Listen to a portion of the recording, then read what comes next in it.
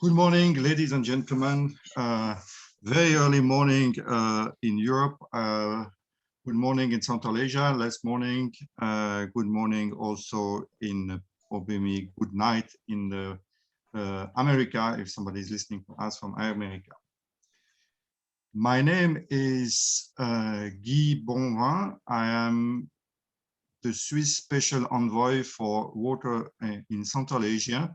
And it is my pleasure and honor to open this interactive session addressing one key aspect of water security and prosperity in Central Asia. Basically, the ability to consider water management challenges, regional challenges beyond the water sector, thanks to informed cooperation. Just a quick reminder regarding logistics of this session. It is a bilingual session. Translation will be provided in the separate app interactive, like it was mentioned in the logistics note of the organizer of the conference. And please listen to that parallel translation if you need it. Some speakers will speak Russian, some speakers will speak English, so be ready for that. In Central Asia, water is at the heart of socio-economic development and stability of the region. Water is key for food security, for energy security, as well as for economic security, without mentioning health security. No one can avoid the importance of security of this key strategic dimension. Already today, insufficient basin cooperation has a huge cost, estimated at $4.5 billion according to a study from 2019. For the overall economy of the region, the increase of risk exposures, notably due to climate change, which is amplifying, increasing the risk of natural disaster, flood, growth is also a major risk. It has been also documented by the World Economic Forum rating worldwide water crisis as a top risk, as well as closely associated with the climate change risk. COVID crisis magnified all these challenges, this structure, weakness, but also strength, and it is also at this occasion an opportunity to react, to address what was highlighted by the COVID crisis. It is important to have informed basis to guide decisions for investment and policies aiming at securing water, food, energy, key strategic asset. Water is an enabling factor for sustainable socio-economic development and stability. This is the motto of the Blue Peace Central Asia Initiative, the Swiss Water Diplomacy Initiative in Central Asia, which I'm representing here. And this initiative is aiming at fostering dialogue among stakeholders at the river basin region. KAREK, the regional center for Central Asia Regional Center for Environment, REDSA in Russian, is the co-host of this session with the Swiss Development Cooperation Agency, which KAREK is hosting also actually the Blue Peace Central Asia Secretariat in the region with the headquarters in Almaty. The Blue Peace Central Asia Initiative is a diplomatic initiative financed by Switzerland, of course, and in close cooperation with other actors in the region. The Swiss Blue Peace Central Asia financed the last 2 years 3 major studies aimed at guiding, inspiring cooperation in Central Asia. I already mentioned the report Rethinking in Central Asia, or Cost of Inaction, which actually represents the financial review quantifying the lack of cooperation at river basin. And it is not really funny, 4.5 billion per year, it's a huge money. Another way at looking at this is the benchmark of river basin cooperation, a matrix looking at the architecture of cooperation at the SDG 6.5 and its concrete implementation. I would call the inspiration tool being inspired by other peer river basin and searching for drivers for cooperation. I talk about the Blue Peace Index established by the Economist Intelligence Unit. It was already pre-announced in Stockholm 2 years ago, and it has been developed on 7 river basins, including Sirdarya and Amudaya. Beyond the rating, it is interesting to see that the 4 best ranked rivers all host commercial navigation. The question is, what is the driver for all other rivers, including Sirdarya and Amudaya, for better cooperation? And then let's add one more additional view, the track of hidden traded water, which I would call it the Sherlock Holmes view. The aim is to understand water which is traded beyond the water flow visible in the rivers, through the channels and rivers. The water in the food, the water in different products, and tracking how effectively the water is used and efficiently it is used. All these studies are giving kind of price tag and saving options and inspiration how to better manage water and to save it at a regional level. Today, we will have a detailed look at water footprint study analysis conducted on the 2 river basin, the 2 major river basin, rivers of the Aral Sea Basin, the Amudaya and Sirdarya, and on the riparian countries of this river. We will listen to Ioana Zubrescu, the managing director of Water Footprint Implementation, who conducted this study, and will give you a much more detailed view that I could give you myself. Later, we will have a panel and an opportunity to listen to all to a Central Asia representative of the government of the region, which will give you the thoughts how to address the points raised by this study, by water footprint analysis. So we are really focusing on that today. And the panel will be chaired by Lisa Gamp, the regional water advisor for Swiss cooperation in Central Asia. Now let me go back to the material, the study, and I give the floor to Ioana Zubrescu. Thank you very much. Thank you, Mr. Bonvan. Good morning, everyone. Please allow me a couple of seconds while I turn on sharing my screen and put it in full mode. So again, good morning to everyone. As Mr. Bonvan just introduced the Blue Peace Central Asia Initiative and has mentioned the 3 knowledge products of last year, I will be focusing on the water footprint study. And I will be starting with a few very basic concepts about water footprint. And very simply put, the water footprint is the amount of water used to produce our goods and services. It is a volumetric indicator of water consumption, which is different from water withdrawal. And you will see an example, a very illustrative example later on of this difference. We distinguish between 3 main elements of a water footprint. We call green water the water that's coming from rainfall. And this is especially relevant, of course, for agricultural production, but also for maintaining our ecosystems. We call blue water the water that's coming from groundwater and surface water resources. And of course, these are relevant for drinking water, but also for crop irrigation and for other industries in our society. And it's an indicator of water availability, but also of vulnerability to water scarcity. And we also have the 3rd element of gray water footprint, which refers to water pollution. And we consider water pollution as a form of consumption because we say that water that has been polluted is not available to be consumed by another user. And in fact, it's quite a complex indicator, but simply put, it's the amount of water necessary to assimilate pollutants. Well, there's much more to be said about the water footprint, but again, simply put, it is a concept that helps decision-making both at government level in policymaking, both for businesses who want to increase their water efficiency, for example, and also for individual consumers who want to take more sustainable actions in their lives. In our study of Central Asia, we focused on the water footprint and the term of virtual water, which comes from its relation to trade. So what is virtual water? Well, the water that's embedded in the products that we produce and then are traded across borders, this is what we call the trade also in virtual water.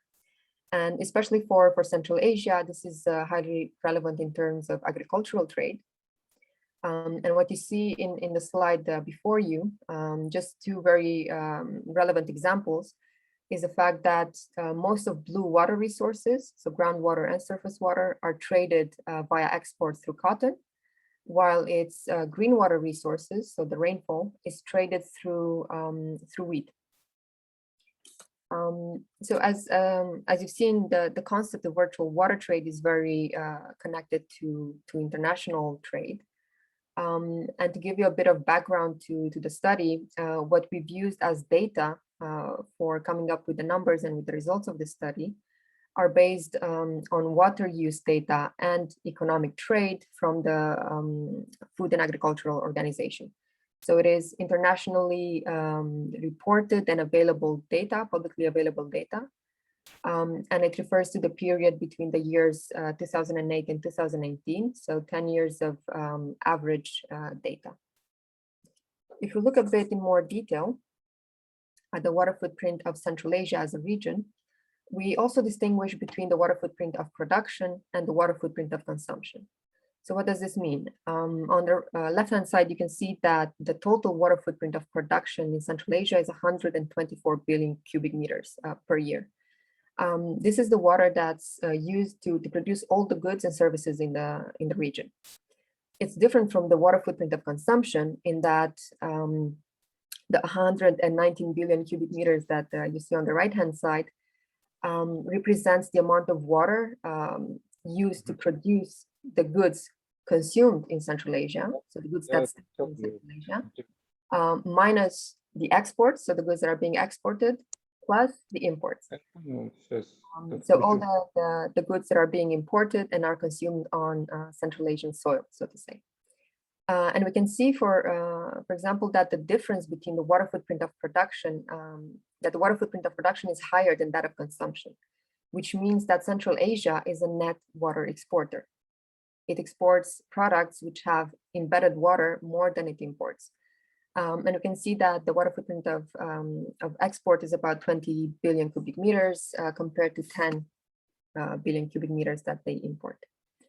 And looking in more detail at what are the largest or most representative products that are being exported or imported, we can see that most virtual water exported goes embedded into wheat to Iran and Afghanistan. And that's mainly the green water, so rainfall. And blue water resources are being exported mainly through cotton to China, Turkey, and Russia, but also through fresh fruit and vegetables. And that goes mainly to Russia. At the same time, Central Asia imports virtual water. Again, it imports wheat back from Russia, but it also imports more exotic produces, so to say, like cocoa from Africa and pistachios from Iran. Zooming in a bit from a Central Asian regional perspective to a country perspective, we can also see quite some big differences between the countries in the region. And again, we look at 5 of the countries in the region. From the 70 billion cubic meters of green water used per year in the region, we can see that the largest share by far is used by Kazakhstan, and that mainly goes to wheat production. Same for blue water. We can see that from the 38 billion cubic meters of blue water used, the highest share goes to Uzbekistan, amounting almost to half of those resources. And again, most of those resources go towards cotton production. We've also looked at the virtual water trade between the countries in the region and also between the Central Asia region and the world as a whole. You've previously seen that Central Asia as a whole exports more water than it imports, so it's a net virtual water exporter to the world. But we also wanted to see what are the relations between the countries in the region in terms of virtual water trade. And again, we see that the water footprint of production differs highly between the countries. And of course, that's also related to the size, to the land availability of the country, to their economy. And we can see that Kazakhstan by far has the largest water footprint, but most of that water footprint comes from rain-fed agriculture. we can see that amounts to 75% of their total water footprint. Similarly, for Uzbekistan, Turkmenistan, and the other countries, actually we can see a more balanced ratio between blue water resource use and green water resource use. But what's interesting is the fact that only Kazakhstan and Uzbekistan are net virtual water exporters within the region, while the other three countries are importing water, mainly from Kazakhstan via wheat, and from Uzbekistan via both blue water and green water resources. So what this picture tells us, in fact, is that most of the water used in the region also stays in the region, traded between the countries themselves. And this brings to surface, of course, a very high dependency of the countries between each other and on the water resources of the other countries. So far, you've seen a lot of data and a lot of information about the water footprint relating to agriculture, but I would like to well, make the precision that we've also looked, of course, at water use by other sectors. So we've looked at total water footprint of the region, taking into consideration the water supply, so domestic water use, and industrial water use. But our results show that the highest percentage of water goes to agricultural production, which I also assume is not something very new to the people in the region. We also looked at all the crops that were available in the FAO database, in the Food and Agricultural Organization database. But here we only represent visually those crops that are the major contributors to the total water use in the region. And again, here in this figure, you can see that most of the green water goes towards wheat production and barley production, almost 80% of that in the whole region. But of course, there's also other crops such as sunflower, fresh fruit, and cotton. Blue water resources go, again, almost half of the blue water resources go towards cotton production, but there's also irrigated fruits and vegetable production in the region. And what is very striking for the region are the very high losses of blue water in agriculture. And at the beginning, I had made this mention of the distinction between the water footprint and water withdrawal. So looking at, again, at the data from internationally available databases, we've seen that water withdrawals amount to about 78 billion cubic meters per year. This is water withdrawal. But water use, water consumption, is only 33 billion cubic meters in agriculture. So this means that almost 50% of the water that is withdrawn from surface and groundwater resources is being lost somewhere, either in the irrigation systems, the distribution systems, or through other means. Of course, what this in fact says is that there is a very, very high potential for improvement, for a better and more efficient use of water in agriculture, of the groundwater and the surface water resources. And if we look at two examples of the major contributors to both green water and blue water water footprints, on the left-hand side, we see the wheat production, and on the right-hand side, we see the cotton production. We can see that there's also a very high difference in the efficiency of water use for these two crops within the region. We've compared the water footprint in terms of cubic meter per ton for wheat and for cotton to the internationally available benchmarks. So about 10 or 15 years ago, the developer of the water footprint concept also performed a study on about 124 crops worldwide, and they came up with benchmarks. What is a good water footprint or a good amount of water to be used for agricultural production in such a way that the production stays optimal, but use the minimum amount of water possible. And we've compared the water footprints per country for these two crops to the benchmarks. And we see that within the region, there are countries who perform better and countries who perform less better. And for example, for wheat, again, even though Kazakhstan produces its wheat mainly from rain-fed agriculture, they can still improve that efficiency. They can still produce more crop per drop. And if we look at cotton, again, we see very high differences. Even if Uzbekistan is by far the largest producer of cotton within the region, it produces it more efficiently than Turkmenistan, which has an extremely high water footprint for cotton production. So again, the message here is that there are best practices and lessons to be learned, not necessarily looking outside of the region at Western agricultural production, but even within the region, there's a lot to be learned and to be shared between the countries. And of course, our study ended with quite a number of recommendations mainly on how to reduce the water footprint at regional level and also at country level. And looking specifically at agriculture, a lot of these recommendations, of course, relate to improved farming practices that either increase the quality of the soil, which allows it to retain more water. Some of the recommendations are very straightforward, relating to increased efficient irrigation, to reducing water losses within the distribution systems. But I think one of the most important recommendations in this case is to also incentivize the water users in agriculture to be more efficient.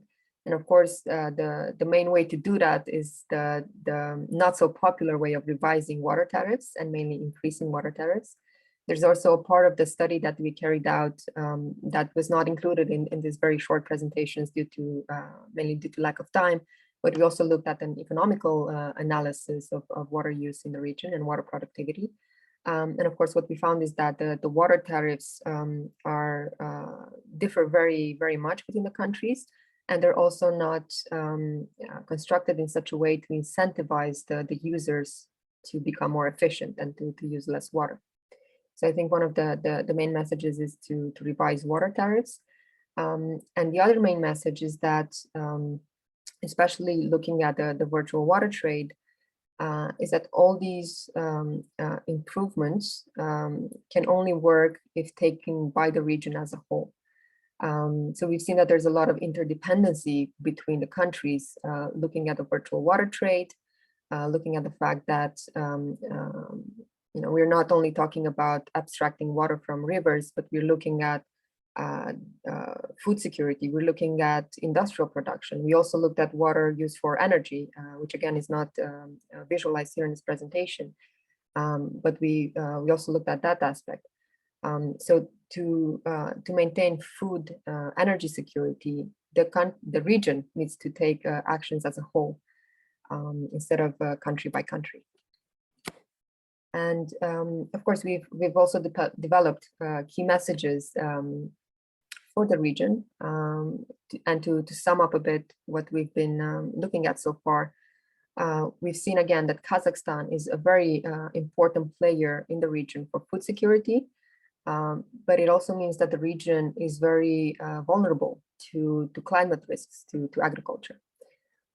It's a main exporter of green water, but we've also seen that there's an increase in the recent years, in the past 2 or 3 years, of blue water use for a new crop, for linseed, which we've seen that has been introduced in the region in the last years, and it has been taking up a higher amount of blue water. Looking at Uzbekistan and Turkmenistan, we see a very strong dependency on blue water, which mainly originates outside of their borders, but they are also the main exporters of blue water. And they're also, well, especially in the case of Turkmenistan, looking at cotton production is also one of the most inefficient in the region.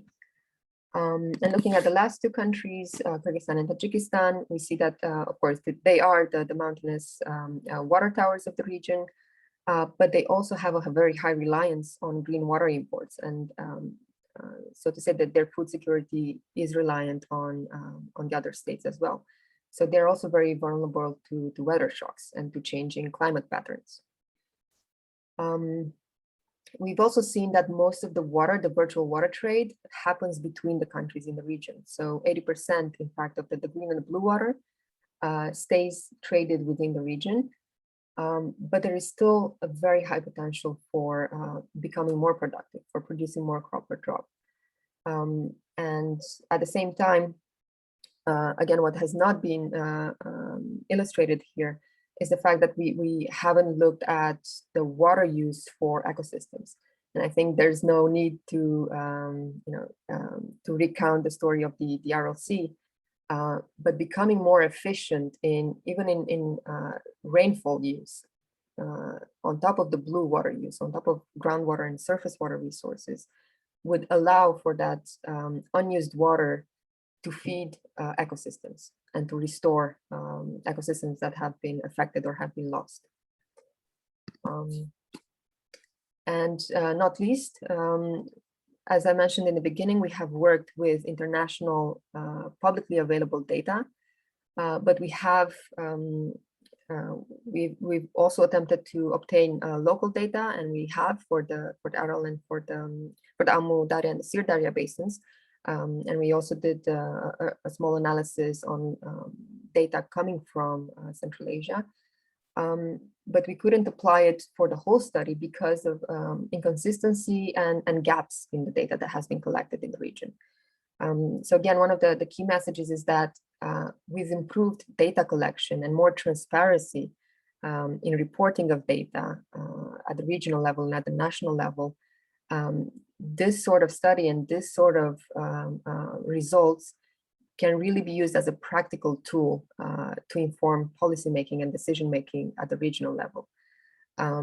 So our advice and our hope is that from now on, or that in the future, there will be a better, more transparent data collection that will help decision-making at the regional level.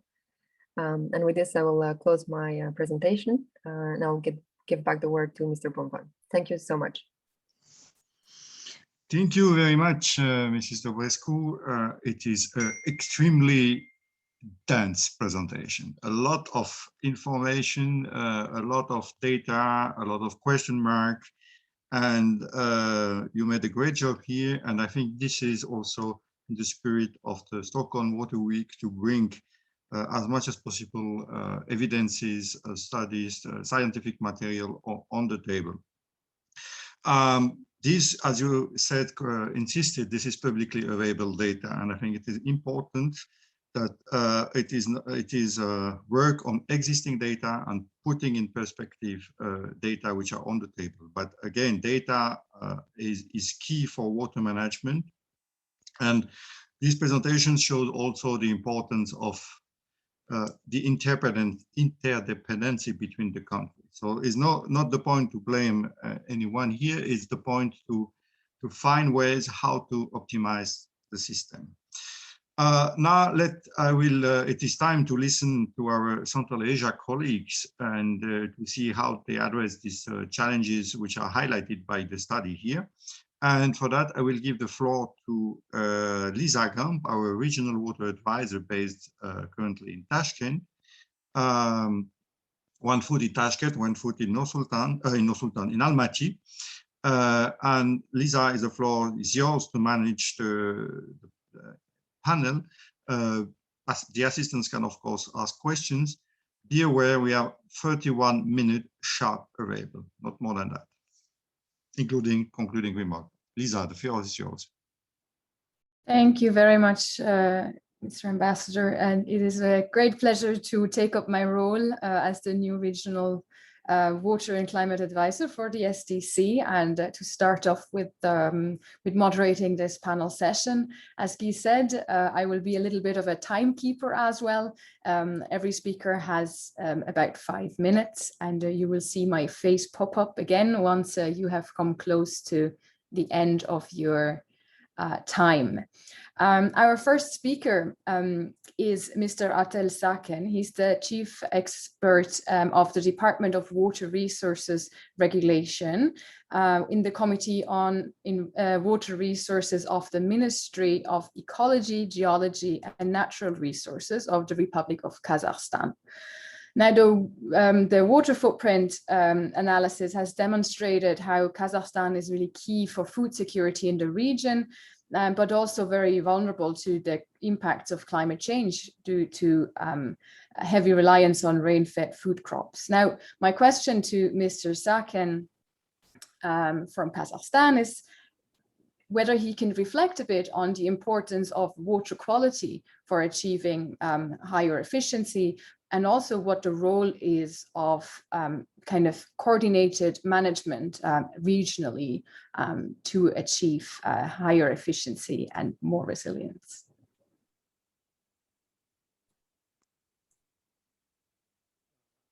Здравствуйте. Рад приветствовать вас.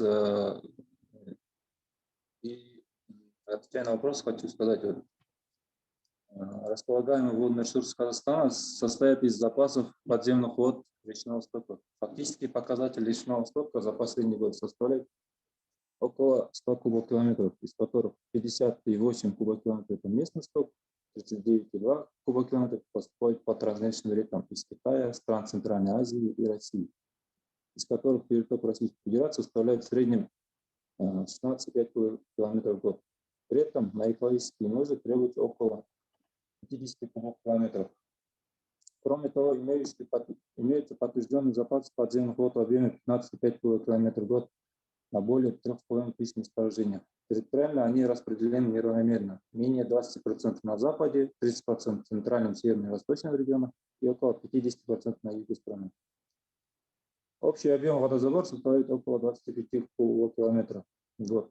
Из них на сельское хозяйство приходится 15 километров, промышленность 6 и коммунальное хозяйство 1 кубокилометр.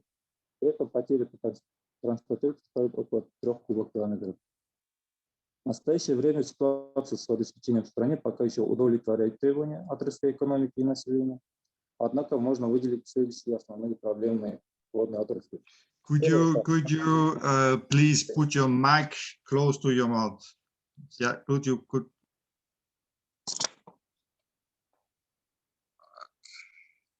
Now, please talk. It's okay. Сейчас слышно?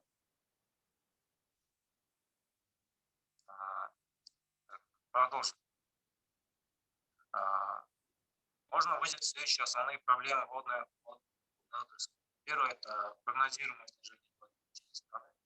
В средней и долгосрочном периоде вследствие падения речного стока и роста водопотребления. Второе – это высокие потери воды в транспортировке по причине критического износа каналов ирригационной системы. В частности, сельскохозяйственные потери доходят до 50%. Для их сокращения требуется ремонт каналов и внедрение автоматизированного управления водой. Следующее – это слабый механизм тарифообразования. Достаток инвестиций в инфраструктуру, нехватка квалифицированных кадров. Перед нами стоит задача по сохранению водного баланса, строительство новых ирригационных систем по увеличению урожайных площадей до 3 миллионов гектаров, модернизация и реконструкция водохозяйственной инфраструктуры, цифровизация, сбережение и другие. Для принятия мер по недопущению дефицита воды разрабатывается новый водный кодекс, национальный проект управления водными ресурсами, который направлен на сохранение водного ресурсного потенциала, управление спросом на воду, снижение потерь и повышение эффективности использования воды. В число приоритетных направлений над проектом входят совершенствование межгосударственных отношений путем укрепления водной дипломатии, цифровизации, учета и мониторинга, а также внедрение водосберегающих технологий. Национальным проектом предусматривается следующее основное решение водообеспеченности страны. Mr. Saken, I'm apologizing to interrupting you, but the sound that is coming through is very bad, and there's no translation of your speech at the moment. So I don't want to let you go on if if we can't hear you, that would be a pity. Is there any other way that you could use a different microphone?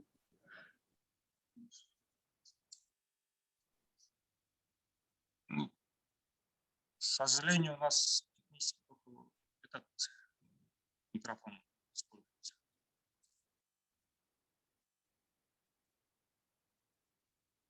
Слышно, да? Okay. Right. Maybe with the progress of time, maybe you could just give a very brief summary of your conclusion already, because we can really hear very badly. Otherwise, I will give the floor to the next speaker, and we can try if you can improve your sound.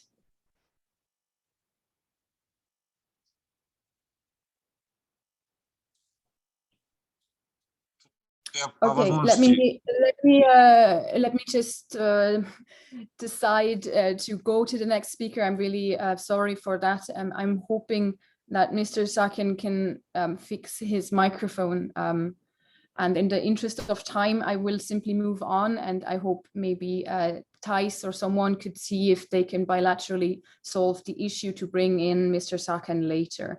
So I will move on to the next speaker for now, and we will hear from Mr. Daler Abdurrazokzoda. He's the head of the Department of Water and Energy Policy of the Ministry of Energy and Water Resources of Tajikistan. And I think Tajikistan offers an interesting perspective, being an upstream and a downstream country. And in particular, the Ministry of Energy and Water has a very interesting role, kind of having to manage the trade-off between water and energy security. So Mr. Abdurrazokzoda, the floor is yours to tell us a little bit how Tajikistan is dealing with that. Спасибо, госпожа председатель, за предоставленное слово. Уважаемые участники сессии, дамы и господа, Таджикистан, рассматривая наличие огромных запасов водных ресурсов, для вашей информации, около 60% водных ресурсов бассейна Аральского моря формируются в Таджикистане, и гидроэнергетического потенциала для обеспечения устойчивого развития страны также осознает важность сотрудничества с соседними странами для их эффективного освоения и использования во благо всего региона Центральной Азии. Наша страна ранее выступала с инициативой о совместном освоении ее богатых гидроэнергетических ресурсов. Наш потенциал оценивается в 527 миллиардов киловатт-часов в год, но он освоен только на 4%. Дальнейшее освоение этого громадного, экологически безупречного потенциала могло бы содействовать комплексному решению множества современных и будущих проблем в регионе, включая обеспечение водой, энергетикой и продовольственной безопасности.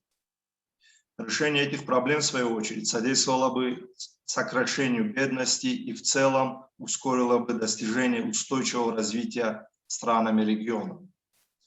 Учитывая важность данного вопроса, Республика Таджикистан и Республика Узбекистан договорились о строительстве двух гидроэлектростанций общей мощностью 320 мегаватт на территории Таджикистана на реке Заравшон. На наш взгляд, рассматривая вопросы водной безопасности в Центральной Азии, следовало бы учесть следующие моменты. Во-первых, отрицательное влияние изменения климата на водные ресурсы особенно способно подорвать наши усилия по достижению целей устойчивого развития. Согласно подтвержденным оценкам, процесс изменения температурного значения имеет тенденцию дальнейшего роста на глобальном уровне. Соответственно, странам региона надлежит на основе принципов равноправия и взаимопонимания реализовать конкретные региональные меры по управлению водными ресурсами с учетом влияния этого глобального вызова. Во-вторых, рост населения и в связи с этим возрастающие потребности водных ресурсов ставят перед нами новые задачи, Так, возрастающий спрос на водные ресурсы способен вызвать серьезные трудности в отношениях между различными отраслями экономики, что в свою очередь может привести к серьезным негативным последствиям даже в пределах отдельно взятой страны. В этих условиях, на наш взгляд, широкое внедрение интегрированного управления водными ресурсами открывает новые возможности для усовершенствования и улучшения существующих механизмов водного сотрудничества на всех уровнях. В-третьих, необходимо учесть гендерный аспект водной проблематики.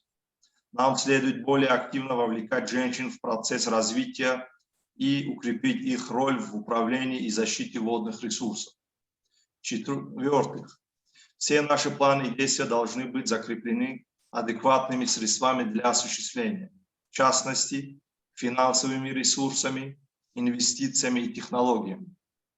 Важным вектором совместных усилий для результативной реализации проектов и программ по устойчивому водопользованию могло бы стать расширение сотрудничества в сфере науки и технологий, широкое внедрение современных водосберегающих технологий в процесс водопользования является одним из действенных механизмов экономии и снижения уровня потерь воды. В-пятых, трансграничный компонент водного сотрудничества играет центральную роль в обеспечении мира, стабильности и развития. Эффективно налаженная водная кооперация в Центральной Азии способна стать катализатором развития нашего региона.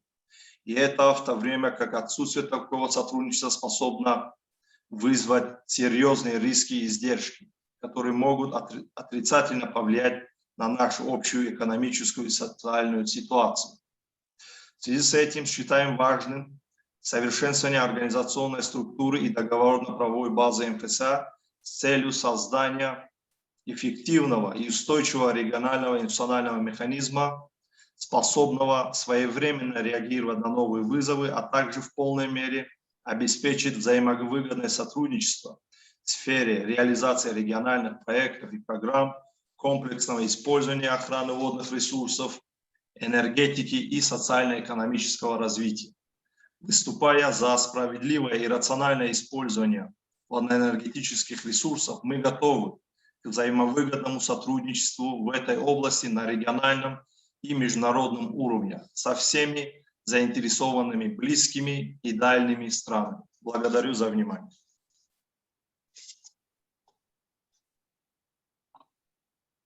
Thank you very much also for keeping the time, very much appreciated.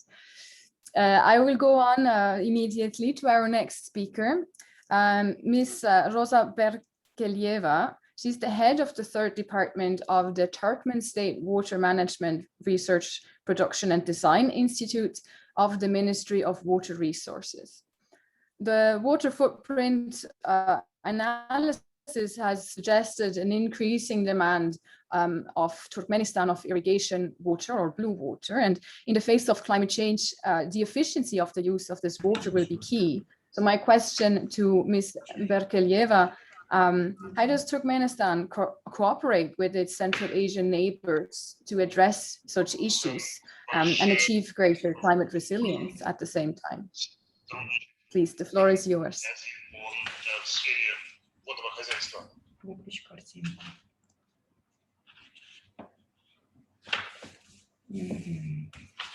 Сейчас отвечу.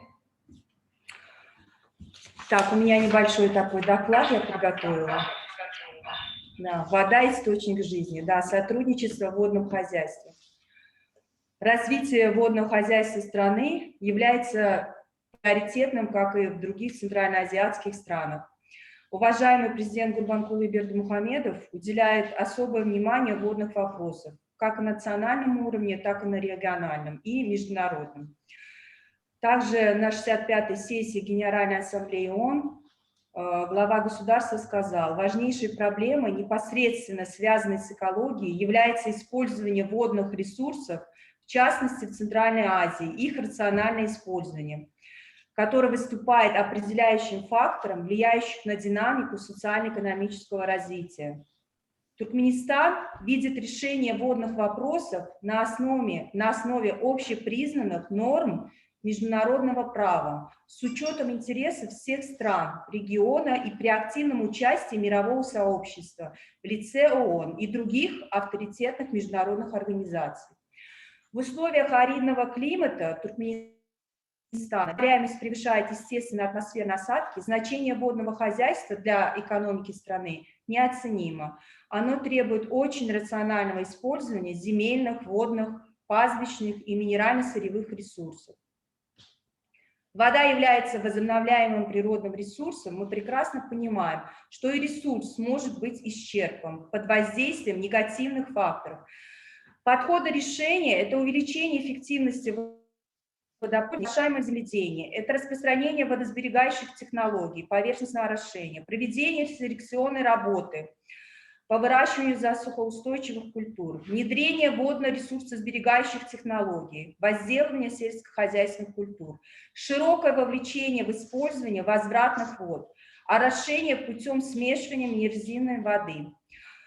Значимая роль отводится малым водохранилищам, предназначенным для сбора вод селевых. Огромный вклад вносят национальные программы.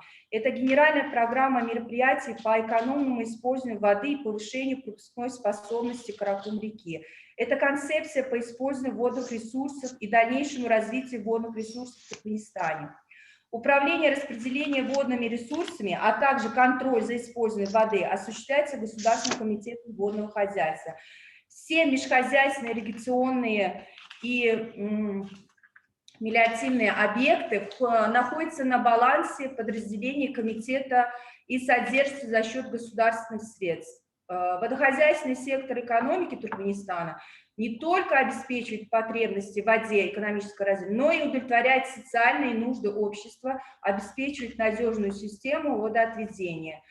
В последние десятилетия водные ресурсы страны используются в полном объеме, и поэтому развитие водопотребляющих производств, в том числе дальнейшее расширение площади орошения, возможно только путем повышения эффективности использования, совершенствования управления водными ресурсами.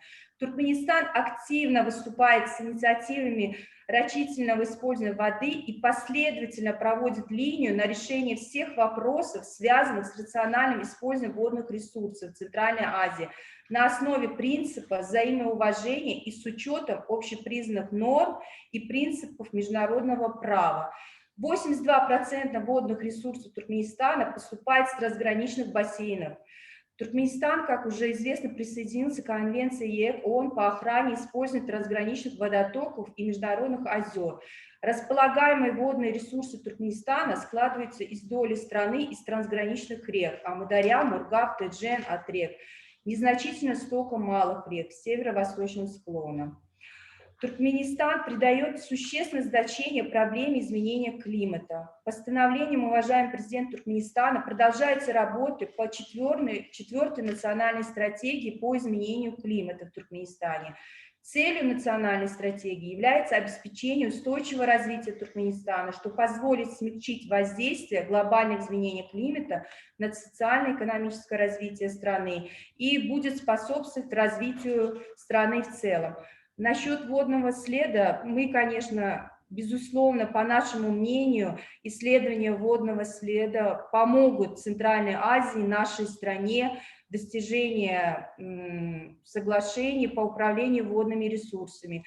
Необходимо максимально использовать позитивный международный опыт в вопросах скоординированного управления водными ресурсами. Также использование трансграничных вод, ресурсов Центральной Азии должно осуществляться на основе, как я уже повторюсь, общепризнанных норм международного права, взаимного уважения и учета интересов всех государств. Небольшое такое вступление. Thank you very much, Ms. Berkelieva.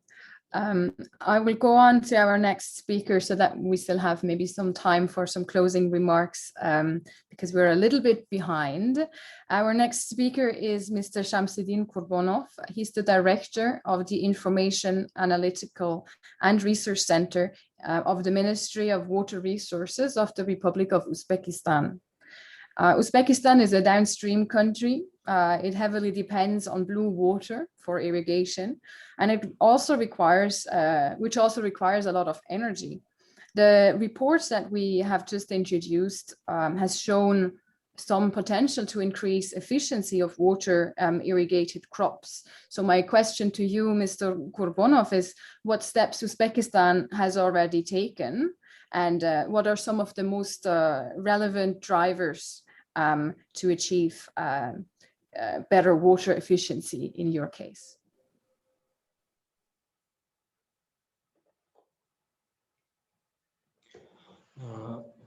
Ассаламу алейкум, уважаемые дамы и господа. Прежде всего, я искренне рад приветствовать всех вас от имени Министерства водного хозяйства Республики Узбекистан. И хочу выразить искреннюю благодарность организаторам сегодняшнего мероприятия. Трансграничная природа и ограниченность водных ресурсов в Центральной Азии делает воду ключевым ресурсом, определяющим во многом дальнейшем развитии региона. Сегодня мы становимся свидетелями новых вызовов, связанных с ростом населения, увеличением спроса на продовольствие и воду. В регионе сейчас проживает более 70 миллионов человек, и по прогнозам ООН население к 2050 году достигнет 94 миллиона. Главным вызовом для Центральной Азии также является уже видимое сегодня изменение климата. Все это оказывает неоднозначное влияние на водную, продовольственную и энергетическую безопасность Центральной Азии. Именно поэтому сотрудничество в этих сферах является общей заботой для обеспечения стабильности в регионе.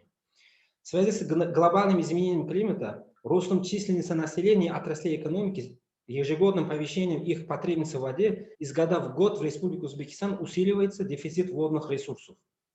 Годовое водопотребление Узбекистана в 80-х годах прошлого столетия составляет в пределах 64 миллиона метров кубов. А за последние годы данный показатель составит в среднем 51-52 километра куб. При этом следует отметить, что население республики с года независимости до сегодняшнего времени выросло с 15 миллионов человек до более 35 миллионов человек. В результате удельное водопотребление на человека сократилось с 3000 кубических метров до 1500 кубических метров в год. Принимая во внимание данные обстоятельства, Узбекистан инициировал важные шаги по повышению эффективности использования воды на орошение сельхозкультур. В стране реализованы и реализуются последовательные реформы по эффективному использованию земельных и водных ресурсов, совершенствование системы управления водными ресурсами, модернизация и развитие объектов водного хозяйства. Для достижения повышения эффективности, а также рационального экономического использования водных ресурсов в республике проводится целенаправленная работа по совершенствованию системы прогнозирования и введения учета водных ресурсов, модернизация объектов водного хозяйства, организация управления крупным водохозяйственным объектом на основе современных цифровых технологий, широкому внедрению современных ресурсосберегающих и водосберегающих технологий, а также внедрение научных и инновационных разработок в области управления водными ресурсами. В условиях нарастающего дефицита водных ресурсов... Come slowly to your end of your presentation, as we will have to be finished soon and want to have a kind of closing remarks. Apologies.